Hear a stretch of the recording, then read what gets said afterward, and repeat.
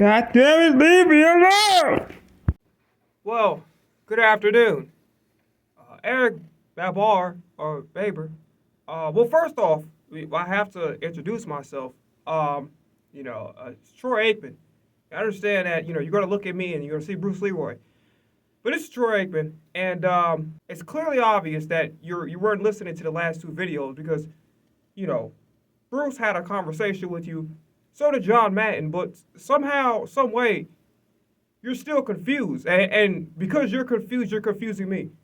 So this might be my last video. Hopefully, because I had to change the accent, hopefully it's not as high pitched as the other ones.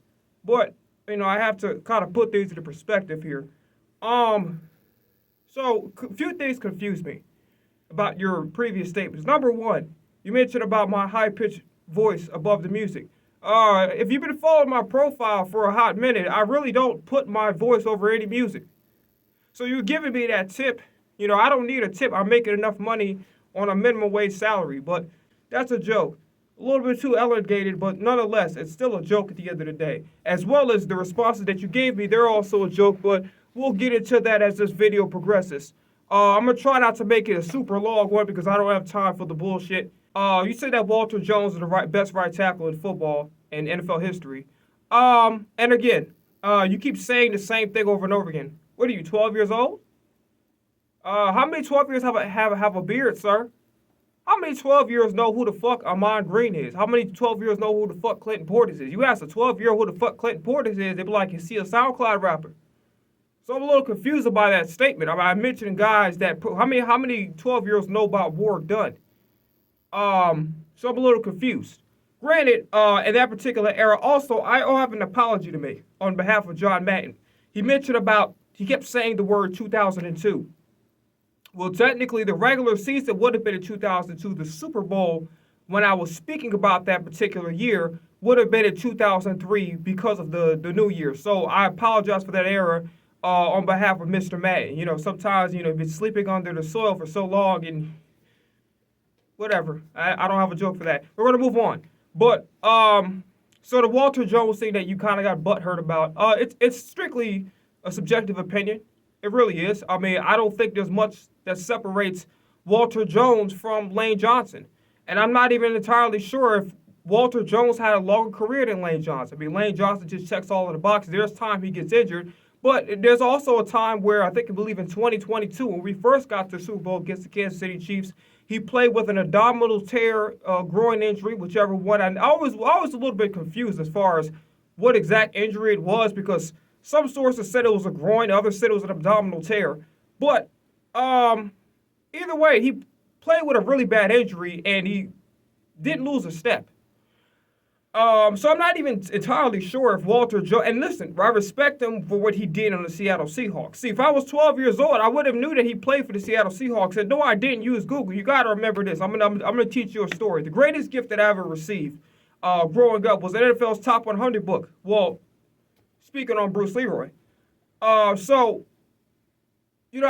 know my players. I'm very familiar with football history. I don't know everything. I'm not interested in knowing everything. I think I could be wrong about some things. I think the era that we're speaking of, when it comes to 2002, I was a very, very young kid with limited knowledge. I learned all of my knowledge, majority of it moving forward into my 20s. But nonetheless, just addressing the point, you getting butthurt about me saying that Lane Johnson is the best right tackle in football. Can you name me any statistic? I'm probably not going to respond to it. I'm being honest with you. I have other shit to do, such as smash Joe Buck's wife. But anyway, could you do me a favor and probably list a statistic or two that makes him better than Lane Johnson? Because I don't really think he's had even a longer career than Lane. And listen, respect to the guy. Definitely a Hall of Famer if he isn't already in cancer already.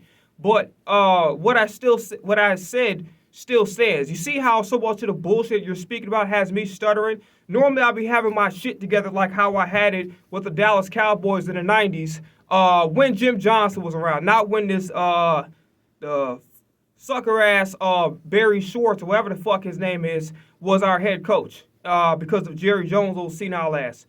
All right, now, moving forward and not trying to relive my trauma again from 1995 moving forward, So the Walter Jones, Lane Johnson thing, that's just a petty thing to get upset about. It's my opinion. I stand on my opinion. I'm not moving from my opinion. You have to call the police on me if you want me to be removed from my opinion. But I'm standing on my opinion. I'm standing on business. So unless they have a warrant or something, and they can prove I actually did something wrong and they have probable cause, I'll be standing on my opinion. Now we're gonna move on from that. I want to talk about the other things that you're speaking about, because you're saying I didn't mention LaDainian Tomlinson when literally all you do is look at the bottom. See, if you're really watching, you probably were high as fuck. Maybe, possibly. I don't know. You were intoxicated on some bullshit. I don't know. Two running backs that I missed. And clearly Ricky Williams was another person I missed.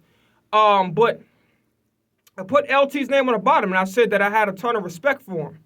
But Priest Holmes and LT, it's literally in white.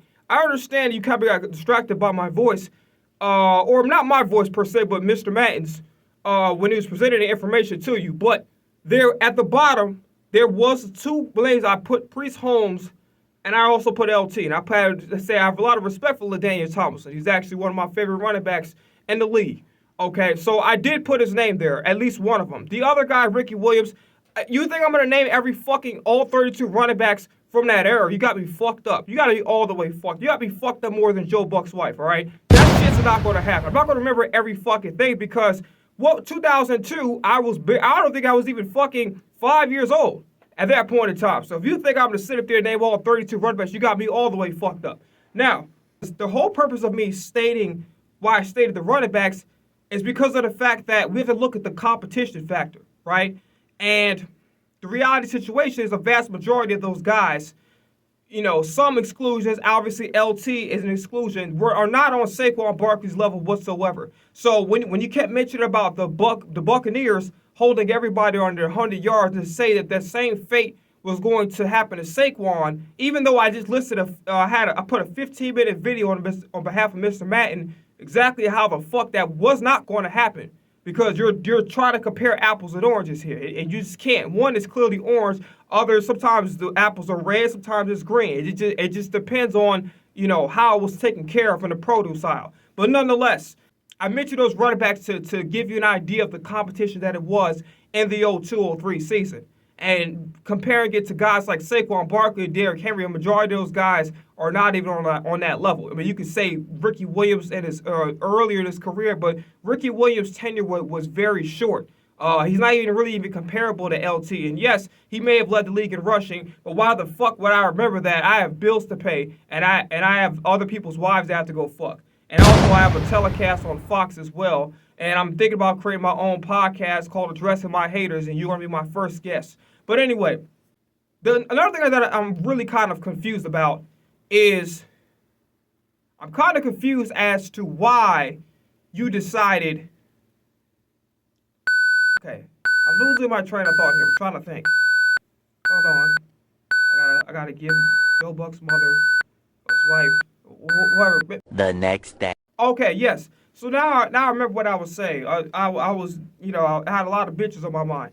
But yeah, so I remember what I was saying. So I'm a little bit confused as to why you said that. Why did you mention The Office? The whole purpose of my argument was the original video was addressing Keyshawn's opinion about how the 02 Bucks are one of the teams that's better than the Philadelphia Eagles and how they would hold Saquon Barkley for 2 yards. So the video that we were responding to was in response to Keyshawn Johnson, right? So for you to ask why the fuck would I mention The Offense didn't actually make a lot of sense, because the whole purpose of me put that video was to dispute Keyshawn Johnson's argument that they would have any sort of shot that not only beating us or, having a better overall team, but also in the fact that they would shut down Saquon Barkley. That was the whole purpose of my video. So that's why I decided to mention their offense, because I'm looking at the team top to bottom, the same way that I looked at the Philadelphia Eagles and some of the other teams that he mentioned. So that was a little confusing. Here's another thing that really just blew my fucking mind.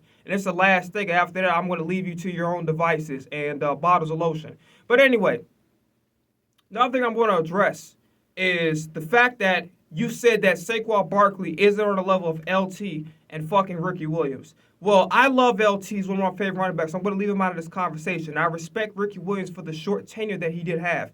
But explain to me, right? Because I'm not the only one saying this, but wasn't there a lot of people that said that Saquon's that 2024 season was arguably the greatest running back season of all time? Didn't they say that? And I'm pretty sure had he played in a Giants game, he definitely would have broken the record. I don't think the Giants defense was good enough to stop traffic.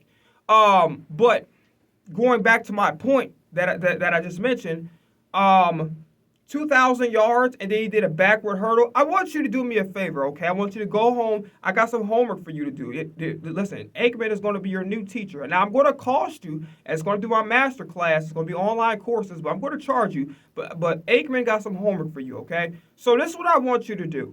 I want you to go on your phone, and I want you to go to ChatGPT, whatever fucking source that you would like to use, and go search Hey Siri or whatever the fuck you use. Has anyone did a backwards hurdle in NFL history? I'll wait. Also, another question I would like to, I don't even really ask this question because I kind of already know the answer to it. What fucking thing that LT and Ricky Williams that they have done in their career that Saquon could not do? Outside of the fact that they have more years of production, but that's really because Saquon was playing for the worst offensive line in the league, and he was injured a lot for the vast majority of his career. So your argument doesn't even make any sense. But I just want to know, what does Saquon have? What does Saquon lack that Ricky Williams or LT has as well, outside of the years with the productive numbers? So I'm going to leave it at that. I'm probably not going to be addressing you at all.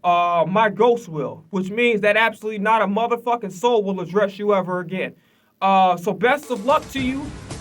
Best of luck to your endeavors in life. I hope you and your family are doing well. And sayonara.